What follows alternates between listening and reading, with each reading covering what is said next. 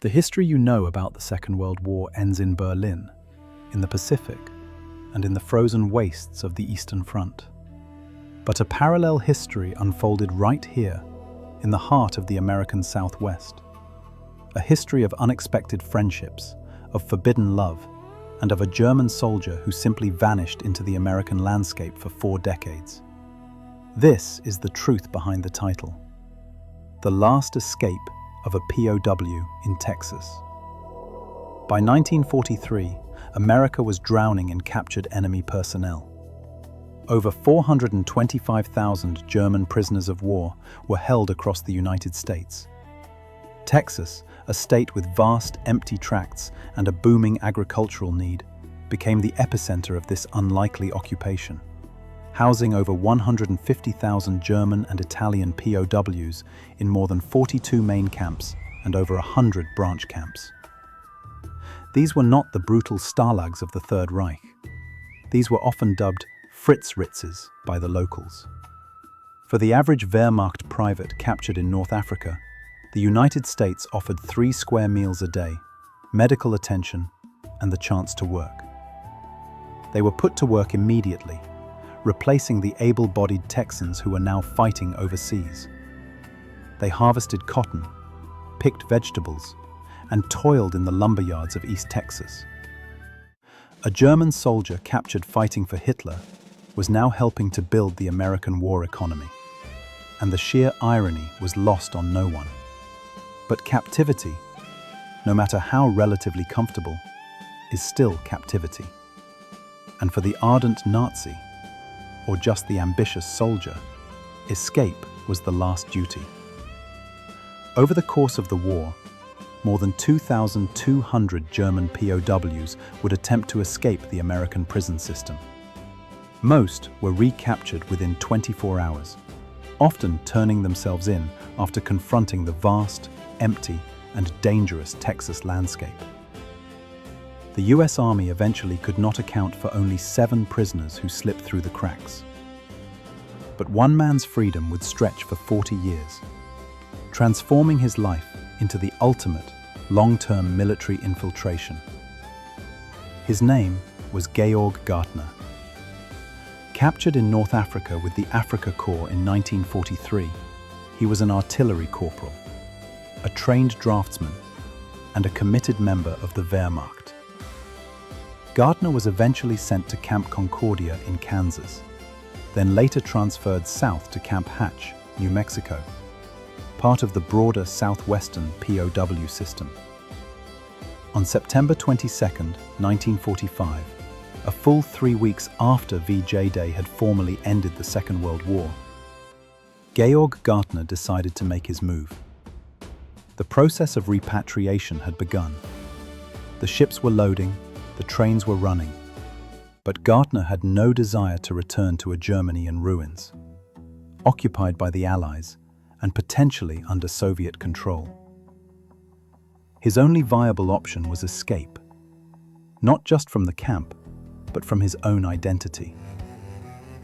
He waited until the last possible moment, knowing that once the repatriation process was complete, a single missing man would become a forgotten statistic.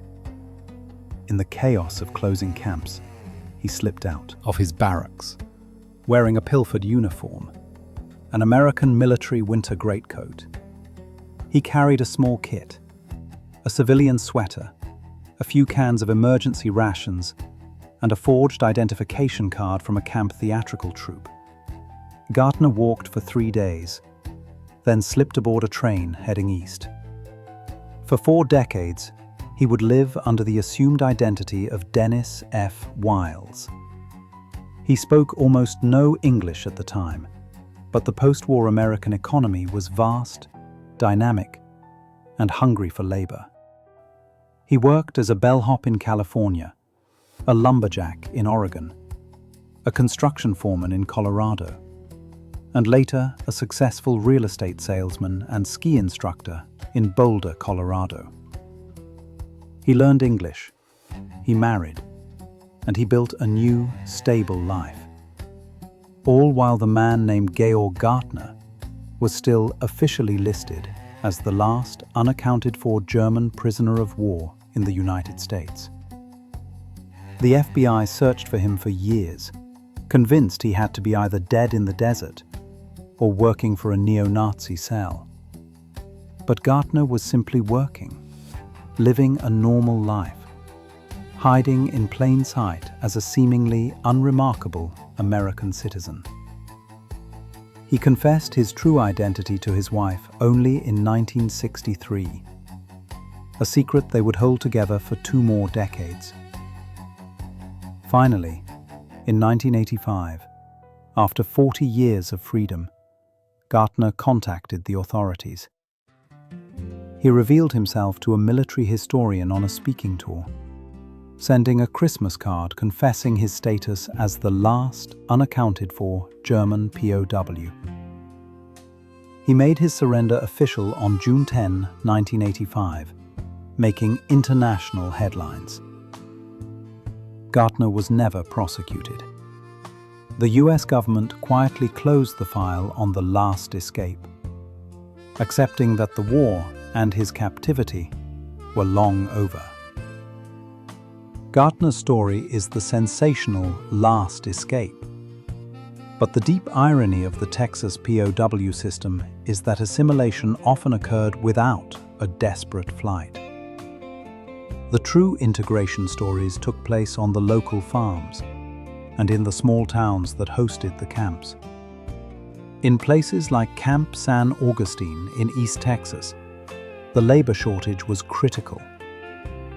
German POWs, many of whom were just teenagers when captured, were marched out daily to work alongside local women and elderly men. They worked in the fields, they ate with the families, and they learned to speak American English not from a textbook, but from the front porch of a Texas farmhouse. This familiarity was not accidental. US Army policy under the Geneva Convention was to treat the men fairly, and this often led to a surprising level of integration. At Camp Hearne, the POWs put on theatrical plays, printed their own newspaper, and even took correspondence courses from the University of Texas.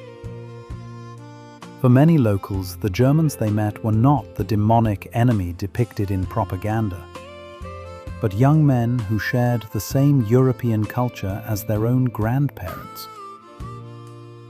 It was in this atmosphere of reluctant tolerance that romance blossomed, often defying official regulations. The most compelling example of Texas integration by choice comes from Camp San Augustine. Here was a POW named Otto Rinkenauer, a young German soldier captured during the North African campaign. While working outside the wire, he met a local girl, Amelia Keidel. Their romance was conducted under the sharp eyes of American guards and the even sharper eyes of the local community. It was a clear violation of camp rules. Fraternization was strictly forbidden. Yet, their bond was undeniable. The war ended, and Rinkenauer, like all his comrades, was sent back to Europe. The story should have ended there, a bittersweet memory of a wartime liaison. But Otto Rinkenauer's escape was not from America, it was back to America. After repatriation and a frustrating period spent rebuilding his own war-torn country, Rinkenauer decided his future was not in Germany, but in San Augustine, Texas, with the girl he had met while he was a prisoner of war.